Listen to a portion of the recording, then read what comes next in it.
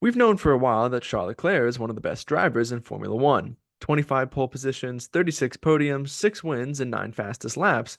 He's proven himself to be incredibly quick over the course of one lap, with the race pace to back it up when given the opportunity. But as he wraps up his 7th season in the sport, is he actually any closer to winning a world championship now than when he first joined Ferrari after his rookie season? Let's find out. Charles Leclerc joined the Formula One grid back in 2018 after winning the Formula Two title the year before with Prema Racing. He was easily the class of the field that season, and his comeback victory in the Bahrain sprint race was actually the very first F2 race I ever watched. He was absolutely rapid, and while there were some errors throughout the season, there was this feeling of consistency and maturity that made it clear he was ready for Formula One. He was partnered with Marcus Ericsson at Sauber for his rookie season in 2018, and after a slightly slow start to the season, Charles really began to flash his talent. He would finish in the points 10 times that year, outscoring his more senior teammate by 30 points. He had a best result of P6 at the Azerbaijan Grand Prix and ended the year with 3 straight 7th-place finishes. And when it was announced towards the end of the year that he would be driving for Ferrari alongside Sebastian Vettel for 2019, the majority of Formula One fans were excited to see how this young talent would perform at the top of the sport. From the very beginning of the 2019 season, it was clear that the young Monegasque was going to be a staple at the front of the grid. Sure, Ferrari still treated Sebastian Vettel as their number one driver, but it often felt forced as the two teammates were very close on Saturdays and Sundays. We all remember how heartbreaking Bahrain was that season, but Charles would go on to claim his first victories at the Belgian Grand Prix and Italian Grand Prix later that year. He would go on to finish the season fourth in the driver's standings, ahead of his more senior teammate, with 2 wins, 10 podiums, and the most pole positions of any driver that year.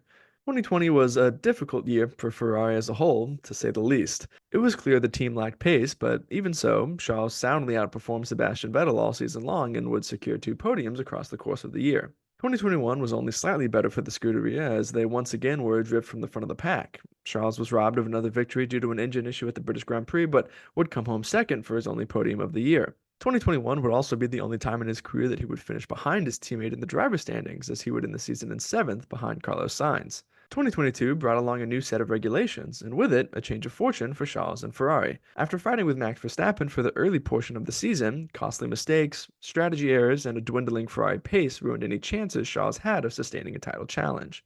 Leclerc would finish the season in second place in the driver's standings with 3 wins, 11 podiums, and 9 pole positions. While his title challenge fell short, it was Charles' best season in the sport and proved to many that he would be able to fight at the front if given the car to do so. Unfortunately, Ferrari would continue to lack race-winning pace for most of the 2023 season. To be fair, pretty much everyone but Max Verstappen lacked race-winning pace in 2023. Charles would get off to a rough start that year, retiring from a podium position in Bahrain, receiving grid penalties in Saudi Arabia and Monaco, and crashing out in Australia thanks to Lance Stroll. He would turn his season around, ending with 6 podiums and finishing ahead of his teammate in the driver's standings once again, but it would be Carlos Sainz who was the only non-Red Bull driver to win that year.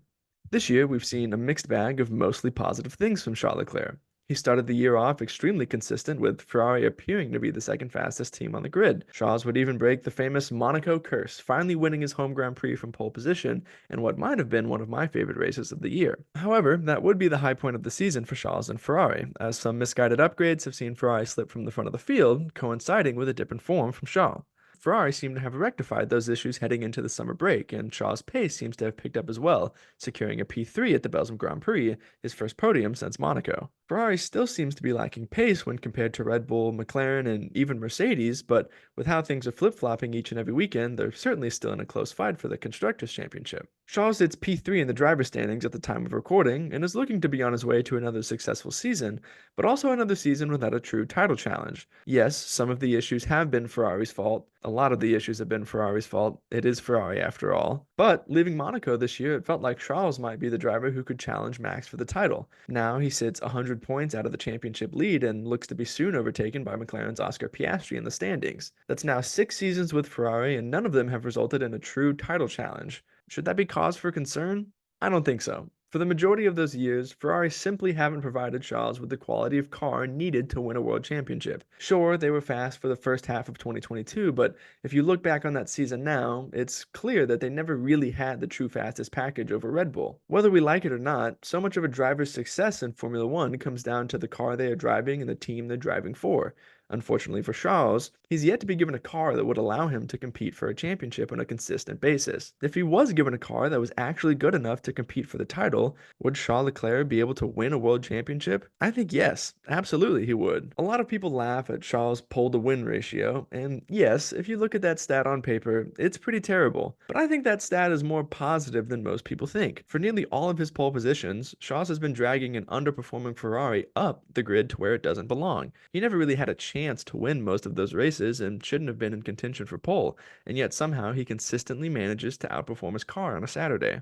And sure, he's made his fair share of mistakes, but I believe a lot of those mistakes are down to the exact same factor that make him such a great qualifier. Charles has the rare ability to extract the absolute maximum out of a car and then somehow find even more. But if you're constantly pushing a car past its limits, every now and then you'll push too far. I think a lot of Charles' mistakes on track fall into that category, having to push an underperforming Ferrari past its limits in an attempt to keep up with the faster cars ahead. If Ferrari gave Charles a car that could consistently compete at the front, I think we would see a lot of those mistakes go away. And of course, who could forget that Charles is about to be partnered with one of the best Formula One drivers of all time, Lewis Hamilton. When the news was announced, many Formula One fans felt like Lewis would become the team's #1 driver. Then Lewis fell into a bit of a slump, and most fans considered Charles to be the #1 driver. Now, Lewis is back in form, and no one really knows what to expect. We'll just have to wait and see on that one. For now, Charles Leclerc has proven that he has the talent to be a future world champion. He's one of the best there is on Saturdays and has shown his racecraft can keep up on Sundays. He's got the drive and passion to match Max Verstappen and won't settle for anything less than the best. Will he ever become a champion? Only time will tell. Thanks for watching this video. If you enjoyed it, please like, subscribe, and leave a comment. It really helps the channel grow. My name is Justin, this is the Podium Pushers YouTube channel, and we will see you in the next one.